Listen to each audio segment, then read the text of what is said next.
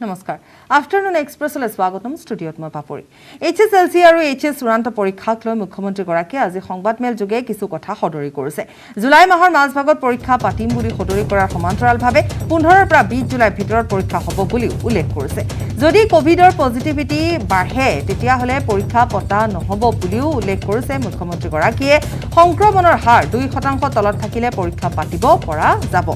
ছোৱালীয়ে বেলেগকৈ আৰু লৰাই বেলেগকৈ পৰীক্ষা দিব লাগিব সম্পূৰ্ণৰূপে কোভিড প্ৰটকল মানি আজি যি সংবাদমেল অনুষ্ঠিত হ'ল সেই সংবাদমেলত বহুকেইটা গুৰুত্বপূৰ্ণ কথা উল্লেখ কৰাৰ সমান্তৰালভাৱে বিশেষভাৱে যে দুদুল্যমান অৱস্থাত আছে পৰীক্ষাক লৈ অভিভাৱক তথা শিক্ষাৰ্থীসকল সেই অনুপাতে আজি কিছু কথা স্পষ্ট কৰিলে মুখ্যমন্ত্ৰীগৰাকী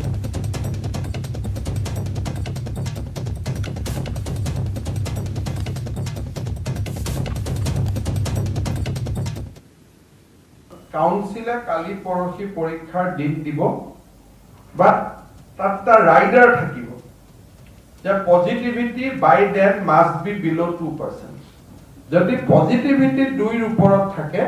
তেতিয়াহলে শিক্ষকসকলে স্কুলতে ইভালুৱেচন কৰি ল'ৰা ছোৱালী আগবঢ়াই দিব সো এতিয়া ল'ৰা ছোৱালীয়ে পঢ়ি থাকিব লাগে 15 জুলাইত পৰীক্ষা হ'ব বুলি কিন্তু যদি আমি তেওঁলোকৰ দেউতাক আমি তেওঁলোকৰ অভিভাৱক যদি 1 জুলাইত আমি অ্যাসেসমেন্ট কৰি যদি 2% তলত পজিটিভিটি না যায় তেতিয়ালে জীৱনৰ ৰিস্ক লৈ লাভ নাই আমি পৰীক্ষা ক্যান্সেল কৰি স্কুল ইভালুৱেচনৰ ওপৰত আমি তেওঁলোকক পাস কৰিম কেনেকৈ হ'ব কি হ'ব আসলে এইটোলৈ কোনো চিন্তা কৰিবলগীয়া নাই শিক্ষা মন্ত্ৰী ডাঙৰীয়াই সংবাদমেল কৰি কালি পৰহি আপোনালোকক ক'ব তিনটা কথা আজি দিনত আমি বুজি ল'ব লাগিব যে 15 জুলাইৰ পৰা 20 জুলাইৰ ভিতৰত পৰীক্ষা হ'ব এদিন বা দুদিনৰ পৰীক্ষা হ'ব ছোৱালীয়ে বেলেগ কৈ দিব লৰাই বেলেগ কৈ দিব যাতে social distance will be maintain কিন্তু যদি 1 তাৰিখে পজিটিভিটি 2 নহয় তেতিয়াহলে পৰীক্ষা একেবাৰে ক্যান্সেল হৈ যাব so we are not going to take risk আমি ছাত্ৰ ছাত্ৰীৰ জীৱনক লৈ আমি ৰিস্ক নলওঁ কিন্তু যদি পৰীক্ষা পাতিব পৰা অৱস্থাত আছো তেতিয়ালে আমি পৰীক্ষা পাতিব লাগে নিউজ 18ৰ বাতৰিৰ প্ৰভাৱ অপৰাধী তাজনুৰ হুছেইন উৰফে ৰাজাক জেৰা কৰিবলৈ নগাঁৱত উপস্থিত দুৰ্নীতি নিবাৰক আৰু তদাৰকী শাখাৰ দল মৰিগাঁও আৰক্ষীৰে ৰাজাৰ সুসম্পৰ্ক থকাৰো অভিযোগ আছে নগাঁৱৰ মোষ্ট ৱান্টেড তাজনুৰক কিয় ৰাজাতিথ্য দিছিল মৰিগাঁও আৰক্ষীয়ে কোন আৰক্ষীৰ আশীৰ্বাদ লাভ কৰিছিল তাজনুৰ এই সন্দৰ্ভত নগাঁও সদৰ আৰক্ষী থানাত তাজনুৰক জেৰা অব্যাহত ৰাখিছে দুৰ্নীতি নিবাৰক শাখাই বৰ্তমান তাৰ জেৰা অব্যাহত আছে আমাৰ সাংবাদিক নিৰুৎপলে ইতিমধ্যে আমাক সবিশেষ জনাইছে আৰু এই মুহূৰ্তত আমি পুনৰ আমাক জনাব সবিশেষ জনাব নিৰুৎপলে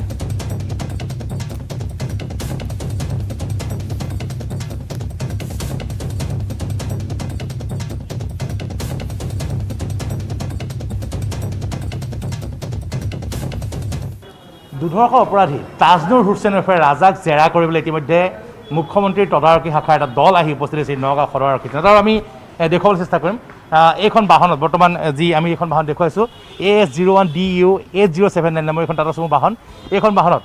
ভিজিলেন্স এণ্ড এণ্টি কৰাপশ্যনৰ যি দেখুৱাইছোঁ আমি ভিজিলেন্স এণ্টি কৰাপশ্যনৰ এটা দল আহি পেলাই উপস্থিত হৈছেহি আৰু আমি নিউজ 18 অসম নৰ্থ আমি এটা বাতৰি সম্প্ৰচাৰ কৰিছিলোঁ আমি জনাইছিলোঁ যে অসম আৰক্ষী শীৰ্ষ মহলত জুকাৰণি সৃষ্টি হৈছিলে কপনি সৃষ্টি হৈছিলে তাজনুৰৰ গ্ৰেপ্তাৰৰ পিছতে কাৰণ তাজনুৰ হুছেইনৰ ৰাজা যিগৰাকী মোষ্ট ৱান্টেড অপৰাধী নগাঁৱৰ বাবে আছিল নগাঁও আৰক্ষীয়ে পাইছিল নগাঁও আৰক্ষীয়ে দীৰ্ঘদিন ধৰি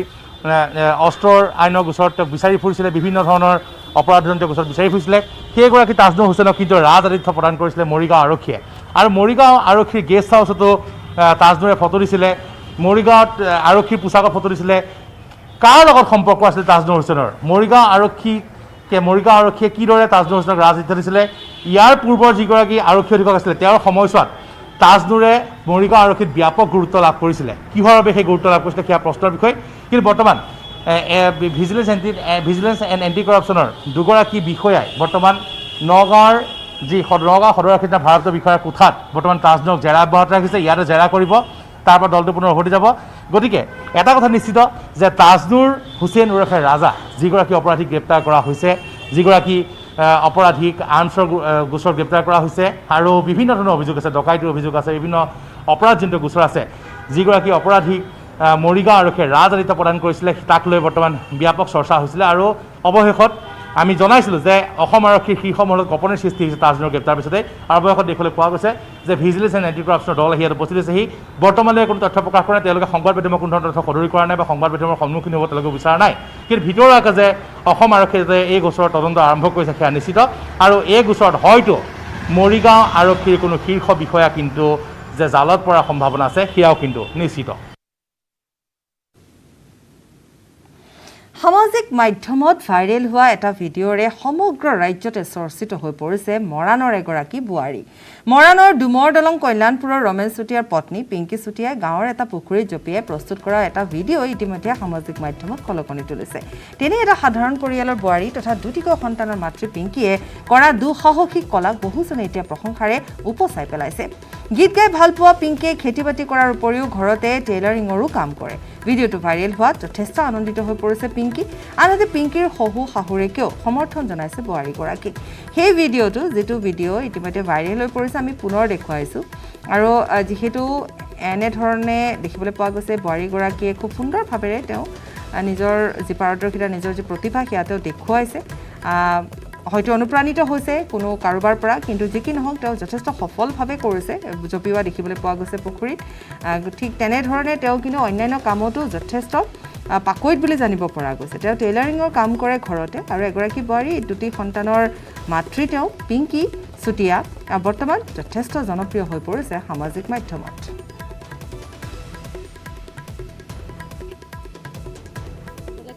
মই কাপোৰ চিলাওঁ তাঁত বওঁ আৰু ঘৰত দহিছে এইবিলাক কৰোঁ আৰু তাতে ঘৰত খেতি আছে খেতিত লাগোঁ আৰু ল'ৰা ছোৱালী ল'ৰা এটা ছোৱালীজনী কিমান ডাঙৰ ল'ৰা 10 আৰু ছোৱালীজনী 7 বছৰ নেটৱৰ্ক 18 ফেডাৰেল বেংকৰ সঞ্জীৱনী গাড়ী কোভিডৰ কবলৰ পৰা দেশৰ সকলো জিলা বৰ্তমান ভ্ৰমি ফুৰিছে ভেকচিনৰ গুৰুত্ব তথা ভেকচিনৰ সজাগতাৰ বিষয়ে জনাবৰ বাবে এই বাহনখন সঞ্জীৱনী বাহনখন বিভিন্ন ঠাইত দেশৰ ভ্ৰমি ফুৰিছে আৰু আজি ক'ত আছে অৰ্থাৎ আজি 10 জুনৰ দিনাখন ক'ত আছে আমি দেখুৱাইছোঁ অমৃতসৰৰ বিভিন্ন প্ৰান্তত আজি ঘূৰি ফুৰিছে আমাৰ এই বাহনখন যিখন বাহনে সজাগতাৰ সৃষ্টিৰ উদ্দেশ্যে এই বাহনখন সাজু কৰি তোলা হৈছিল গতিকে বাহনখনে সজাগতাৰ উদ্দেশ্যে বিভিন্ন ঠাই ভ্ৰমি ফুৰা দেখিবলৈ পোৱা গৈছে আমি জনাই গৈছোঁ আজি 10 জুন তাৰিখে ক'ত আছে বিভিন্ন ভিতৰুৱা অঞ্চল গ্ৰাম্য অঞ্চলত প্ৰৱেশ কৰিছে বৰ্তমান সঞ্জীৱনী বাহনখনে আৰু লগতে সজাগতাৰো সৃষ্টি কৰিছে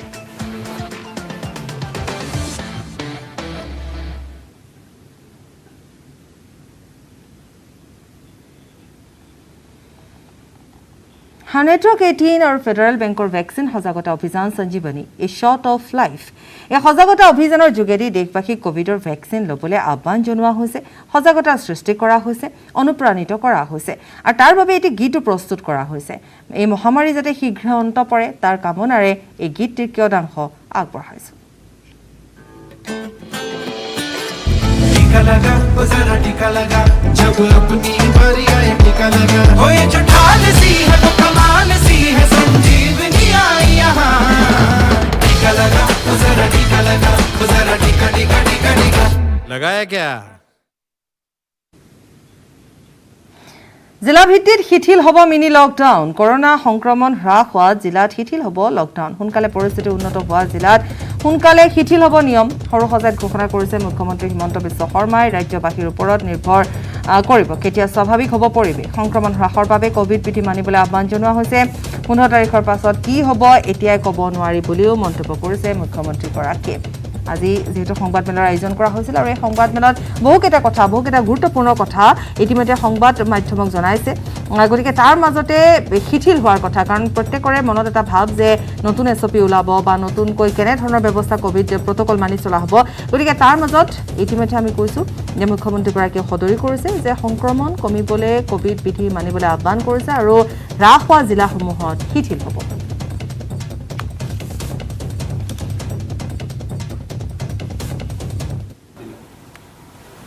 অসমে এখন ৰাজ্য যোনে লকডাউন নিদিয়াকৈ আমি কোভিডৰ সৈতে যুঁজিব চেষ্টা কৰিছোঁ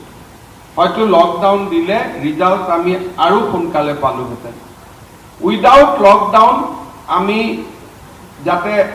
জীৱিকাৰ ওপৰত আঘাত নপৰে এটা সুষম বেলেন্স মেইনটেইন কৰি আমি কোভিডৰ বিৰুদ্ধে যুঁজাৰ চেষ্টা কৰিছিলোঁ 50% কোভিড কমিছে গুৱাহাটীত তাতকৈ বেছি কমিছে কিন্তু মই যিমান ভাবিছিলোঁ সিমানখিনি কমা নাই আমাৰ কমাৰ প্ৰক্ৰিয়াটো আৰু অলপ ফাষ্ট হ'ব লাগিছিল তথাপিতো মই ভাবিছোঁ যে এই মাহলৈ আমি নিশ্চয় কোভিডৰ পৰা আমি কিছু বিৰাম পাম আৰু ডিস্ট্ৰিক্ট ওয়াইজ পজিটিভিটি ৰেট চাই আমি কিছু জীবন শিথিল কৰাৰ বাবে 15 তাৰিখৰ পৰা ব্যৱস্থা ল'ম নেটৱৰ্ক 18 আৰু ফেডাৰেল বেংকৰ ভেকচিন সজাগতা অভিযান সঞ্জীৱনী এ শট অফ লাইফ ইতিমধ্যে আমি কৈছো যে এই অভিযানৰ জৰিয়তে দেশবাসীৰ মাজত যাতে গুৰুত্ব সহকাৰে দেশবাসীয়ে যাতে ভেকচিন সন্দৰ্ভত লয় সজাগতাৰ যাতে সৃষ্টি কৰে তাৰ বাবে এটি গীতো প্ৰস্তুত কৰা হৈছে পুনৰ আগবঢ়াইছো গীতটিৰ কিয়দাংশ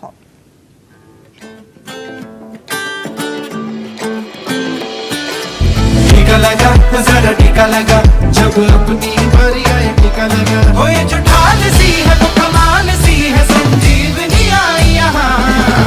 टीका लगा जरा टीका लगा जब अपनी बारी आए टीका लगा जरा टीका लगा जब अपनी बारी आए टीका लगा जरा टीका लगा जरा टीका टीका टीका टीका মাইথান ষ্টীল ইমান ষ্ট্ৰং যে 20% কমকৈ লাগে ষ্ট্ৰং আৰু বুদ্ধিয় মাইথান নিৰ্মাণৰ মানদণ্ড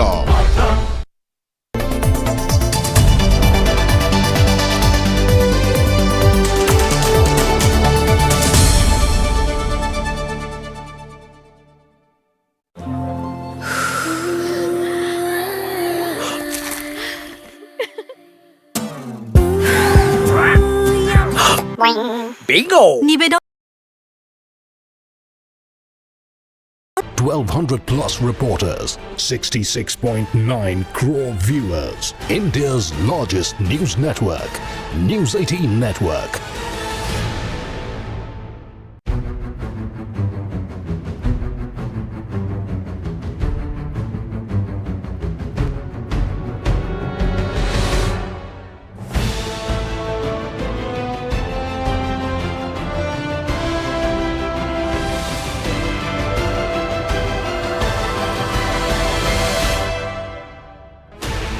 Sixteen channels, 15 languages,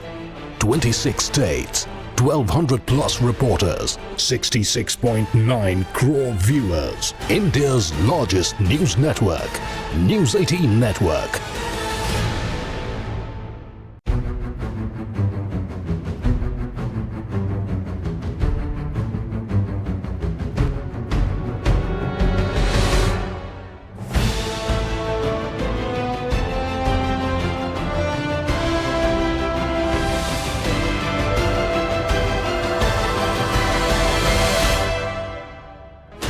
Sixteen channels, 15 languages, 26 states, 1,200 plus reporters, 66.9 crore viewers. India's largest news network, News 18 Network.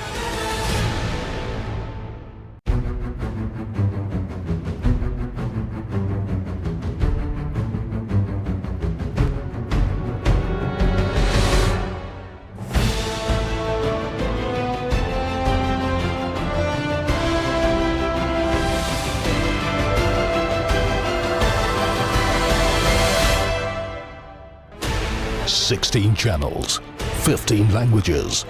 26 states, 1,200 plus reporters, 66.9 crore viewers. স্বাগতম বিৰতিৰ পাছত নতুন চৰকাৰৰ এমাহ পূৰ্তিৰ উপলক্ষে সংবাদমেল সম্বোধন কৰি মুখ্যমন্ত্ৰী হিমন্ত বিশ্ব শৰ্মাৰ ঘোষণা অসম ড্ৰাগছৰ ট্ৰানজিট ড'ৰ আছিল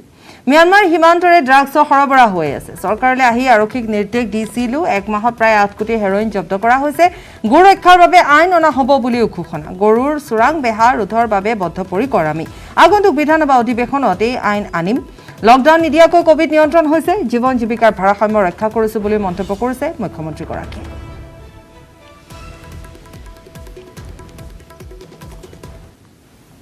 আমি দায়িত্ব লৈয়ে অসম পুলিচক নিৰ্দেশ দিছিলোঁ যে ড্ৰাগছৰ বিৰুদ্ধে এখন দ্বিধাহীন সংগ্ৰাম শূন্য সহনশীলতাৰে আগবাঢ়িব লাগে। মই বহুত সন্তুষ্ট নহয়, কৰিবলগীয়া কাম বহুত আছে, কিন্তু যোৱা এটা মাহত আমি প্ৰায় 8 কোটি টকাৰ এনপিডিছে যিটো আমাৰ যিটো ক্যালকুলেশন নৰ্মস আছে গভৰ্নমেন্টৰ, সেই নৰ্মস মতে হিৰোইন 7,98,68,000 টকাৰ বজাৰ মূল্যৰ হিৰোইন আমি জব্দ কৰিছো আৰু প্ৰায় 500 ওচৰত অপৰাধীক আমি গ্ৰেপ্তাৰ কৰিছো আৰু আজিও গুৱাহাটী মহানগৰ আৰক্ষীয়ে বুজন পৰিমাণৰ ড্ৰাগছ আজি দিনটোতো জব্দ কৰিছে আৰু এই যুদ্ধখন আমি নিৰন্তৰ গতিত আমি চলাই যাম। আমি ড্ৰাগছ আৰু ট্ৰেনজিট এই দুইটা বন্ধ নকৰালৈকে অসম পুলিচে দ্বিধাহীন সংগ্ৰাম এখন চলাই যাব। আপোনালোকৰ সহযোগিতা কামনা কৰিছো। অহা জুলাই মাহত অসম বিধানসভাই যি আইন পাছ কৰিব তাত আমি transit of cattle will declare it as illegal. So, a আইনখন অহাৰ লগে লগে Assam police will get teeth, Assam police will get power to fight with this. However, in the interim, ami through executive order, we have stopped transit of cattle. আৰু আজি আমাৰ ইয়াতে আমি ক'ব পাৰো যে প্ৰায় এই চোৰাং ব্যৱসায় এটা এক প্ৰকাৰ নোহোৱা হৈছে বুলি ক'লেও ভুল কৰা নহ'ব। কৰোনাৰ দ্বিতীয় ঢৌৰ পিছত মানুহৰ টোপনিৰ পৰা সাৰ পালে আৰু এতিয়া টিকাকৰণৰ বাবে হেতা ওপৰা লগাইছে, অৰ্থাৎ মানুহ সজাগ হৈছে। কিন্তু জম্মু কাশ্মীৰৰ এনে এখন গাঁও আছে য'ত বিভিন্ন অসুবিধাকো আওকাণ কৰি সকলো যোগ্য লোকক টিকাকৰণ কৰা হৈছে আৰু এইখনেই হৈছে বান্দিপুৰাৰ বেয়ান গাঁও।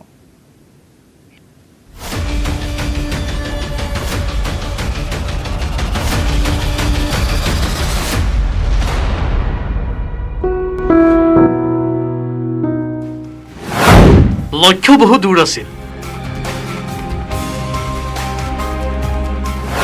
কষ্টকৰ আছিল যাত্ৰা। স্বাস্থ্যকৰ্মীয়ে বহু সাহস কৰি কৰিছিল কাম। অৱশেষত কষ্ট সাৰ্থক হ'ল। এই টুইটটো চাওক আৰু গৰ্ব অনুভৱ কৰক, কিয়নো যাৰ বিষয়ে এই টুইট সেই ঠাই গৈ পোৱাটো বহুত টান কাম। কিন্তু সমগ্ৰ দেশৰ ভিতৰতে এই গাঁওখনেই ভেকচিনৰ প্ৰথম চৰণ পাৰ কৰিলে। एक इलाका विभिन्न का इलाका है जहाँ पे 8-10 किलोमीटर जो कि ट्रैकिंग का रूट रहता है वहाँ पे पहुँचने के लिए, और 2 से 3 घंटे का ट्रैक करके ये जो हमारी वैक्सीनेटर्स और ये विलेज लेवल टीम है ये वहाँ पे पहुँची और वहाँ पे पूरी तैयारी के साथ जाके जो वहाँ पे 100% का टारगेट वैक्सीनेशन का वहाँ पे अचीव किया गया है।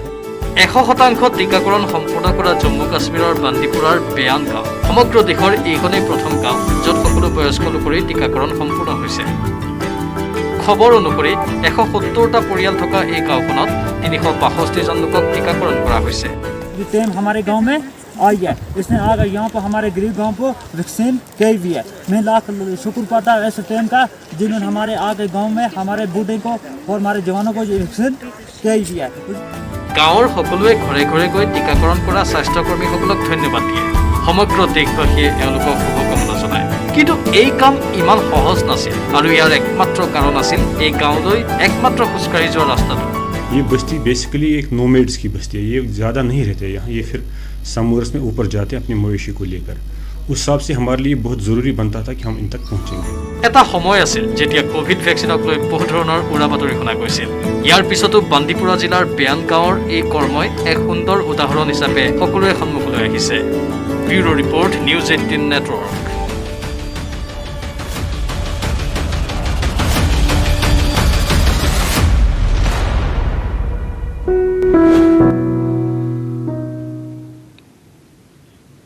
বিশ্বনাথ বিশ্বনাথত উদালিকাণ্ডৰ পুনৰাবৃত্তি ঘটিল ৰাজ্যত পুনৰ চিকিৎসকক আক্ৰমণৰ ঘটনা সংঘটিত হ'ল বিশ্বনাথৰ মাজুলীগড় চাহ বাগিচাত চিকিৎসকক প্ৰহাৰ কৰা হ'ল চিকিৎসকগৰাকী হৈছে বসন্ত গোস্বামী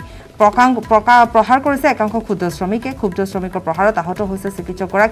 চিকিৎসকগৰাকী বাগিচাতে আবদ্ধ কৰি ৰাখিলে শ্ৰমিকসকলে কোভিডৰ বাবে বজাৰ বন্ধ দিয়া হৈছিল আৰু শ্ৰমিকসকলে ভাবিলে যে বজাৰ চিকিৎসকজনৰ বাবে বন্ধ কৰি দিয়া হৈছে বা চিকিৎসকজনে বজাৰ বন্ধ কৰিছে গতিকে তাৰ পিছতে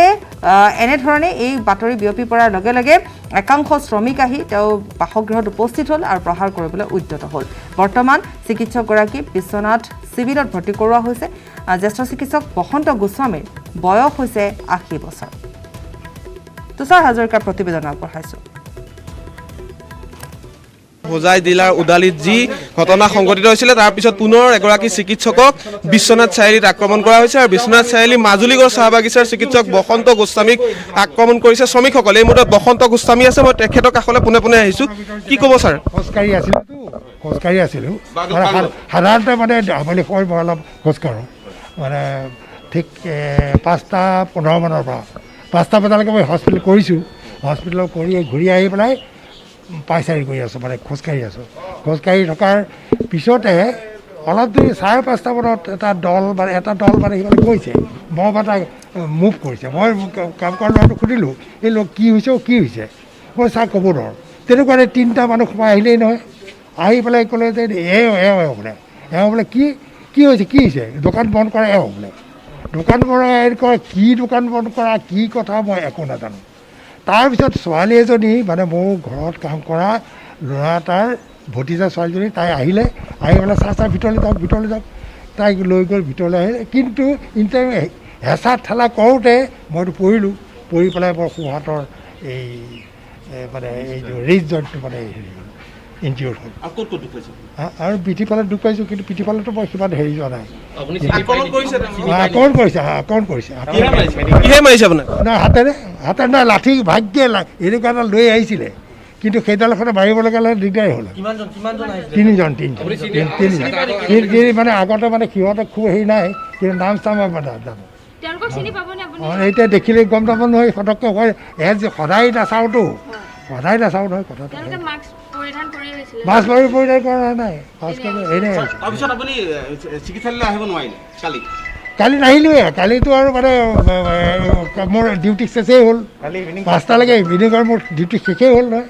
গতিকে মই আৰু অহা কথাই নাই চিভিললৈ কালি অহা নহ'ল কাৰণ মানে এইফালে মব এটা আছেইতো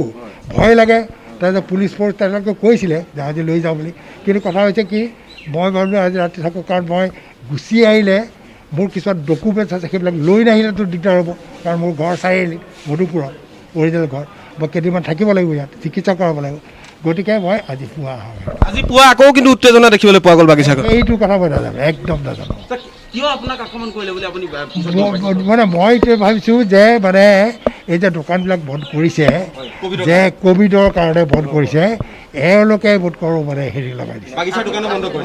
বাগিচাৰ মানে দোকান বন্ধ কৰিছে মই তেনেকুৱা সন্দেহ কৰিছে বুলি ভাবিছোঁ মই ক'ব নোৱাৰোঁ মানে ইউ এনে কৈছে নহয় সেই তেনেকুৱা দিছে বুলি ভাবিছে দোকান বন্ধ কৰিব তেনেকুৱা বোধ কৰোঁ তেনেকুৱা বুলি ভাবিছে নেকি ভুল ভাবিলে তেওঁলোক ভুল একদম ভুলেই কাৰণ মই I am not at all associated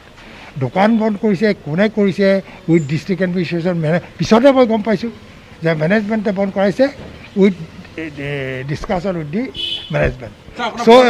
মোৰ 81 ৰানিং কমপ্লিট কৰা মই 9 years ৰানিং কোনো দিন হোৱা নাই নট ইন মাই লাইফ আপোনালোকে সুধিব পাৰে অসমৰ য'ত মই কাম কৰিছোঁ মই ডাক্তৰ বসন্ত কুমাৰ গোস্বামী য'ত মই কাম কৰিছোঁ কোনো ঠাইতে ইভিন মাইবং য'ত মানে আছে মানে মানুহ আছে তাতো মোক একো কৰা নাই দেখিবলৈ পোৱা গৈছে যে ডক্তৰ আক্ৰমণ সিদিনাখন হোজাই জিলাত হৈছিলে আজি আকৌ দেখিবলৈ পোৱা গ'ল বিশ্বনাথ কিন্তু এইটো এটা প্ৰৱণতা সৃষ্টি হোৱাৰ নিচিনা হৈছে ডক্তৰ আক্ৰমণৰ প্ৰৱণতা সৃষ্টি হৈছে মানে কৰোণাটো বুজাই নাই তেওঁলোকে কৰোণাটো কি হৈ আছে তেওঁলোকে ভাবিছে কৰোণা আমি হেৰি কৰিছোঁ মানে বেজি দি পেলাই কৰিছোঁ নেকি এই যে আমাৰ তাত এতিয়া 31 কেছেছ আছে 31 কেছেছ এটা বাগিচা এতিয়া কথা হ'ল কি সেইটো আমি কমাব লাগিব নহয় কমাব লাগিলে স্প্ৰেডটো কমাব লাগিব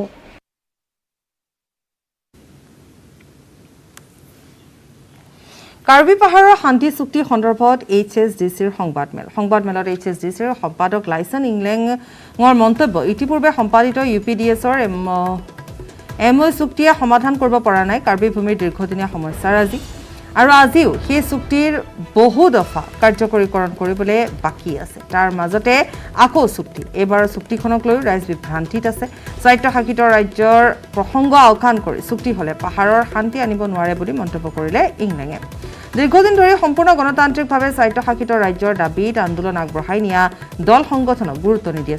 চৰকাৰে কিয় বাৰে বাৰে উগ্ৰপন্থীৰ সৈতেহে চুক্তি কৰে বুলি প্ৰশ্ন উত্থাপন কৰিছে লাইছন ইংলেঙে